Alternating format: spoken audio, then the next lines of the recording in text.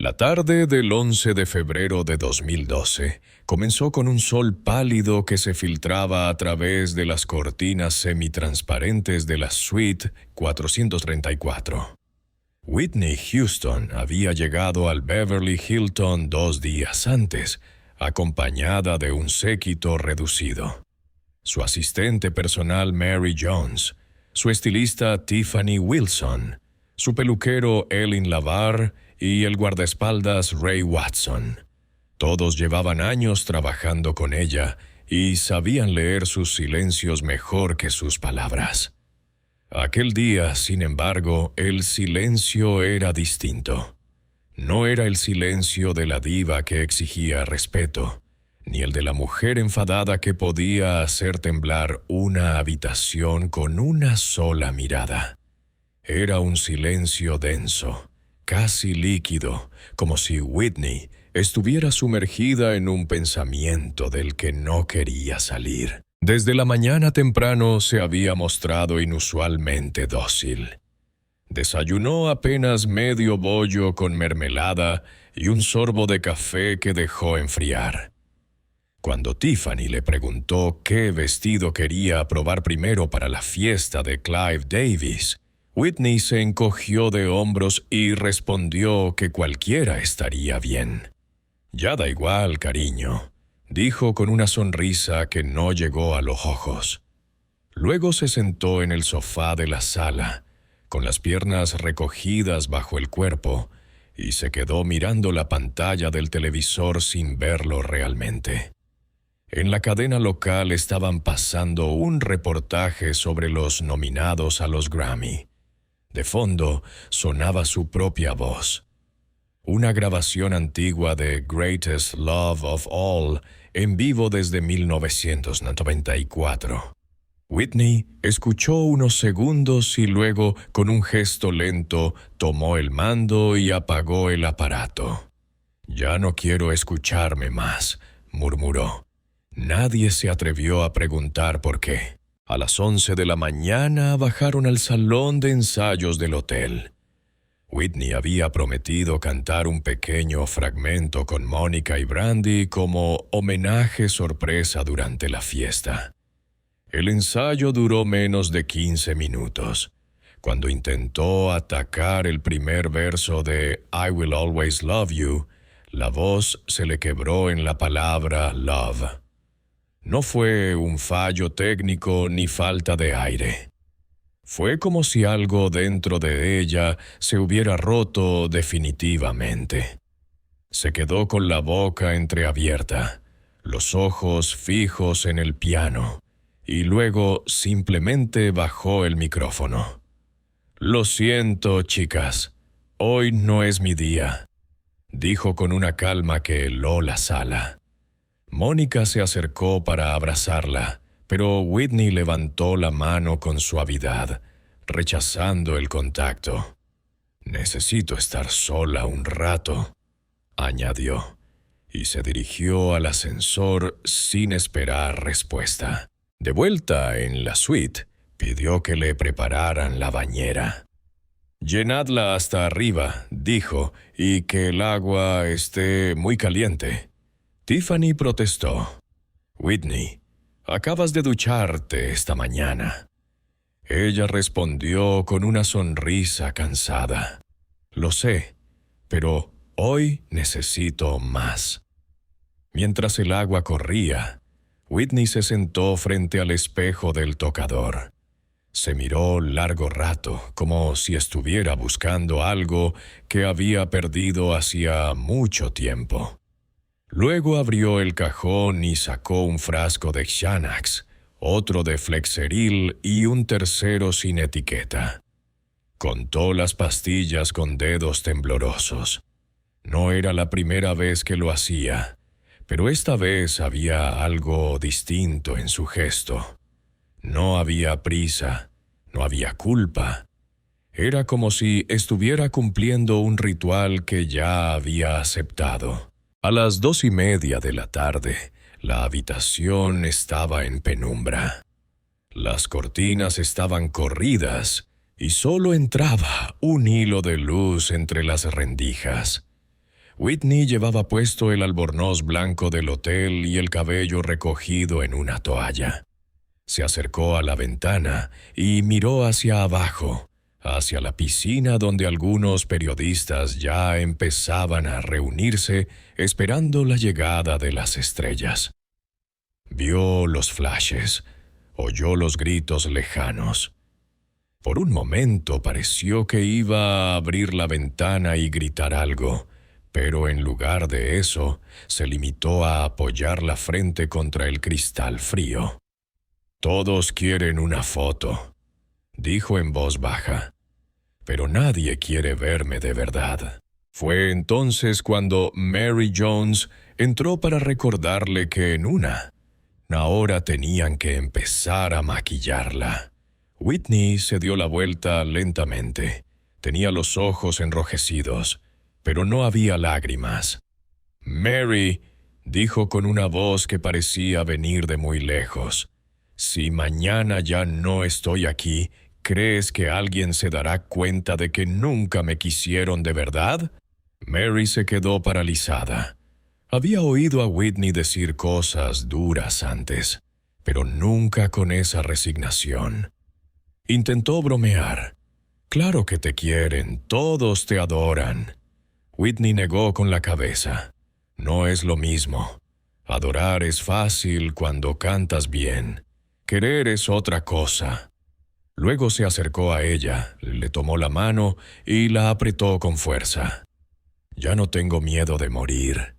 Solo quiero que alguien me quiera de verdad antes de irme», lo dijo despacio, separando cada sílaba, como si estuviera grabándola en la memoria de quien la escuchaba. Mary intentó responder, pero Whitney ya se había soltado y caminaba hacia el baño.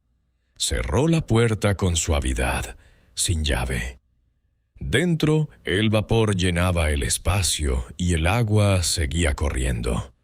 Puso música en el pequeño altavoz portátil que siempre llevaba consigo. Eligió el álbum I Look to You, el último que había grabado siendo todavía ella misma. La canción que sonó fue I Didn't Know My Own Strength. Se metió en la bañera poco a poco, dejando que el agua le cubriera los hombros, el cuello, la barbilla. Cerró los ojos. Por primera vez en mucho tiempo no había cámaras, ni managers, ni expectativas. Solo ella y el agua caliente que le recordaba, de alguna manera extraña, al bautismo al que su madre la había llevado de niña en la iglesia de New Hope. Lo que ocurrió en los minutos siguientes sigue siendo un misterio.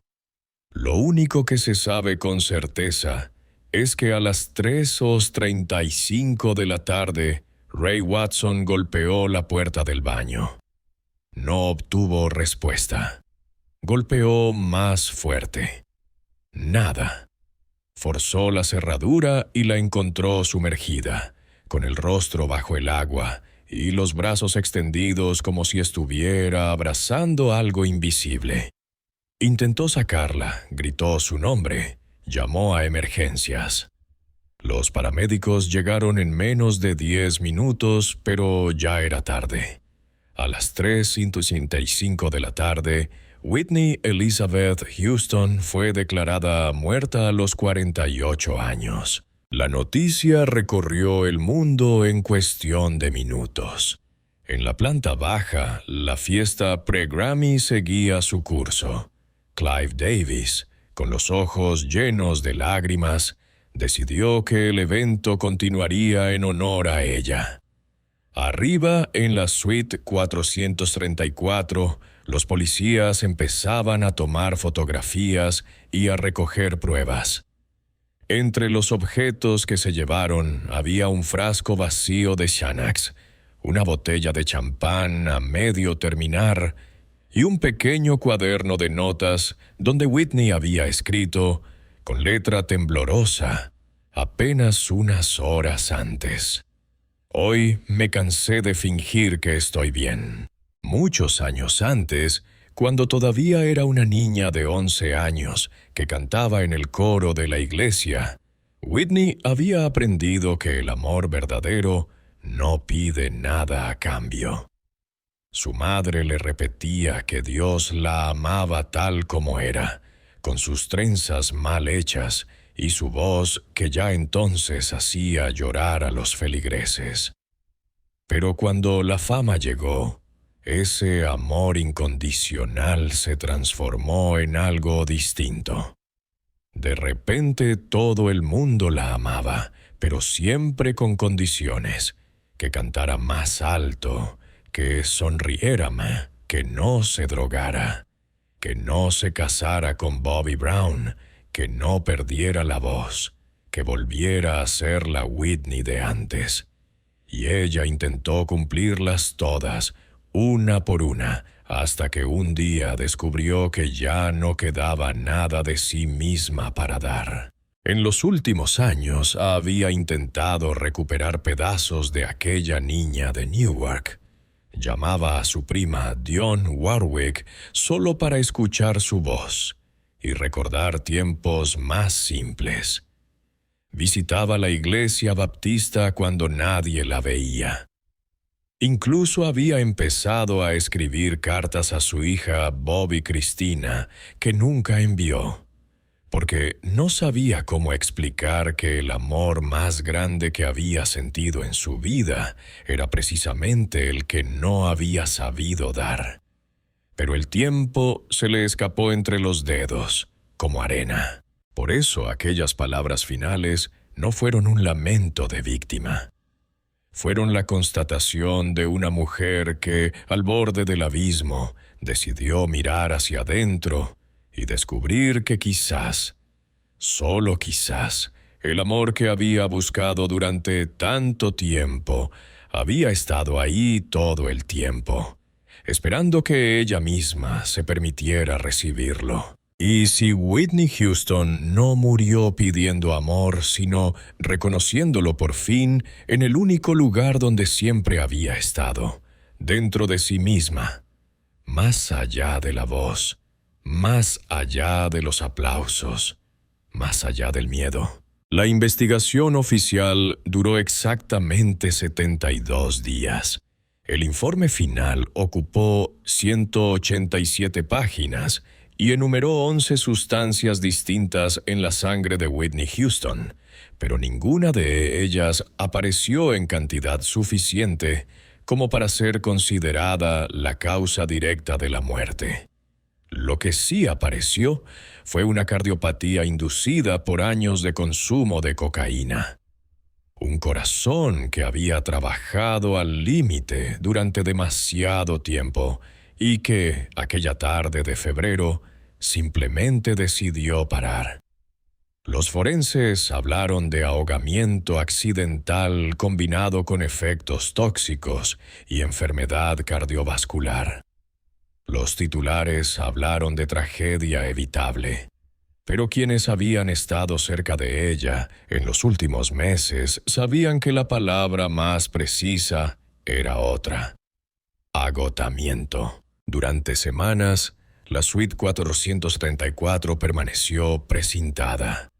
Los empleados del hotel entraban solo acompañados por la policía y salían en silencio, impresionados por la cantidad de objetos personales que Whitney había dejado esparcidos como si pensara volver en cualquier momento.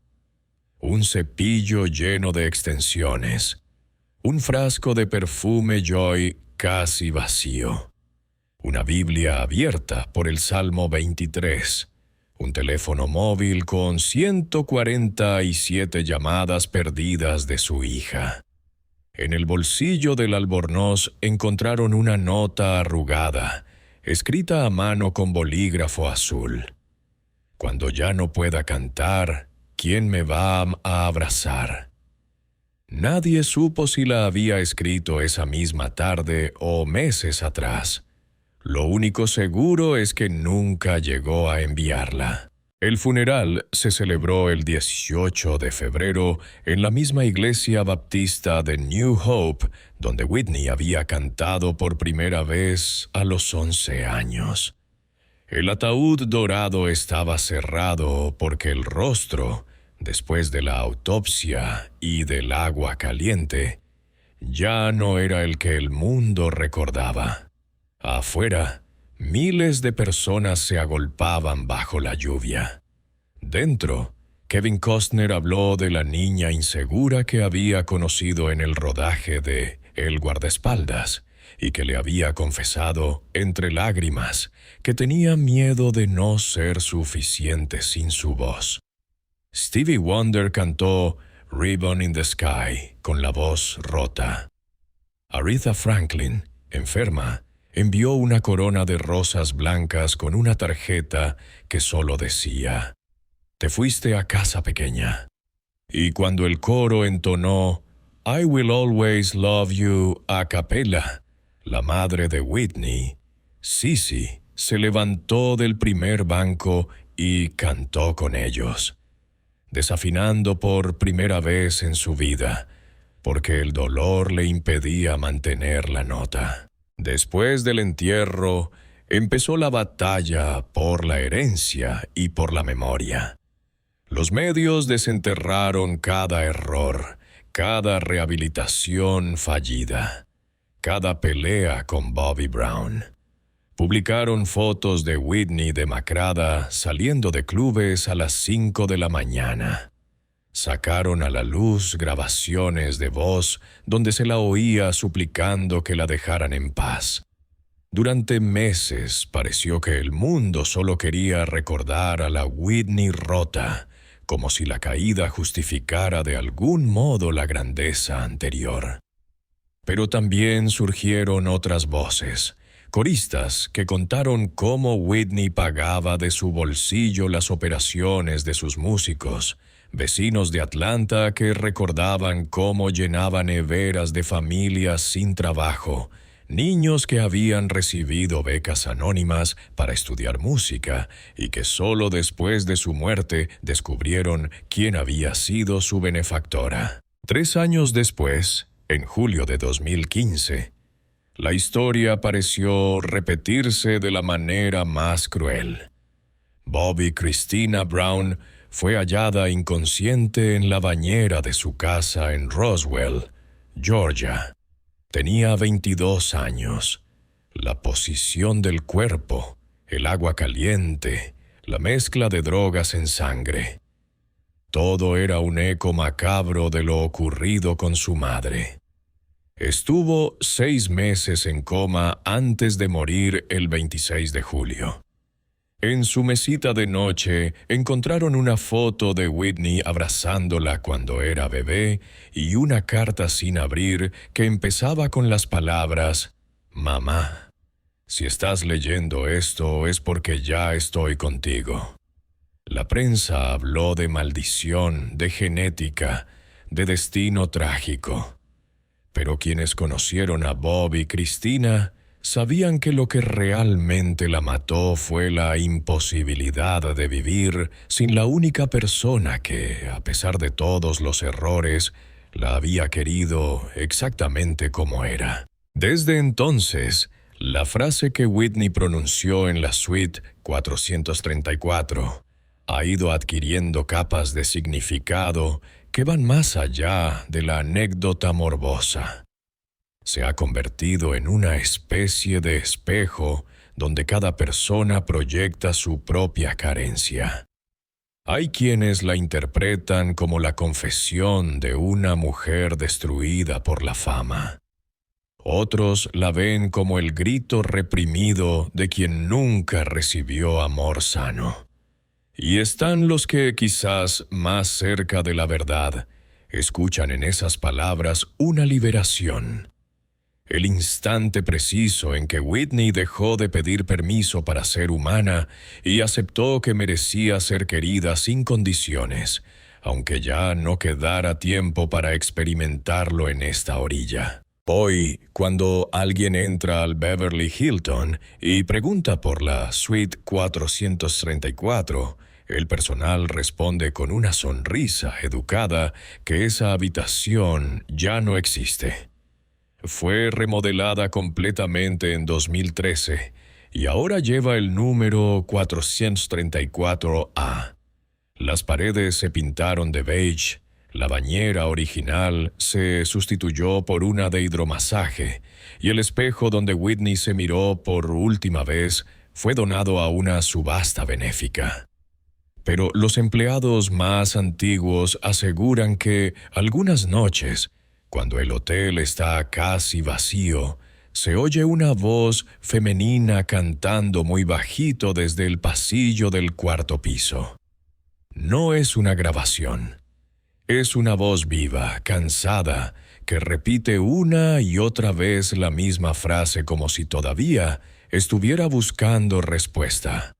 Solo quiero que alguien me quiera de verdad antes de irme. ¿Y si la pregunta no era para los que estábamos aquí abajo? ¿Y si Whitney Houston, desde el lugar donde ya no hay cámaras ni aplausos obligatorios, descubrió que el amor que tanto buscó nunca dependió de que alguien más se lo diera, sino de que ella se permitiera recibirlo tal como era, imperfecta, rota, inmensamente humana? ¿Y si aquellas palabras finales no fueron una súplica, sino la más hermosa declaración de autoamor que una mujer pudo pronunciar justo antes de convertirse en eternidad? Comparte este reportaje con alguien que hoy necesite recordar que ser querido de verdad comienza siempre, siempre, porque